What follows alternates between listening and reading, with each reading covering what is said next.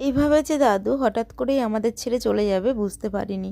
দুদিন আগে সকালবেলা ফোন এসেছিল যে দাদু আর নেই। তো সেখানে সেদিনকে আমার আর যাওয়া হয়নি, মা বাবা গেছিল। এই কারণে সেদিন যেহেতু যেতে পারিনি, তো মা আর আমি দুজনে একবারে হপিষ্টি নিয়ে চলে আসলাম মামা বাড়িতে। তো বড় মামার বাড়িতে প্রথমে গেছিলাম, সেখানকার কোনো রকম ভিডিও করতে পারিনি, কেননা কথা বলতে বলতে সময় চলে গেছিলো আর মনেও ছিল না ভিডিও করার কথা। তো তারপরে ছোটো মামার বাড়ির থেকে ঘুরে একবারে সোনামাকে স্কুল নিয়ে গেছিলাম, তো সেখান থেকেই ওকে নিয়ে বাড়িতে আসলাম। তো বাড়িতে এসে দেখি ননদ বসে আছে, তো সবাই মিলে বিলাতে আমরা মাখাটা খেয়ে তারপরে একবারে খাওয়া দাওয়া কমপ্লিট করে সন্ধে হতে না হতে এই যে চলে এসেছিলাম মায়ের কাছে।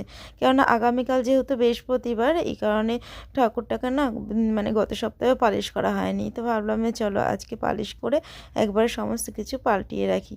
তো ঠাকুরকে পালিশ করে সমস্ত কিছু পাল্টিয়ে এই যে আমার গোপু সোনাকেও শয়ন দিয়ে দিয়েছি।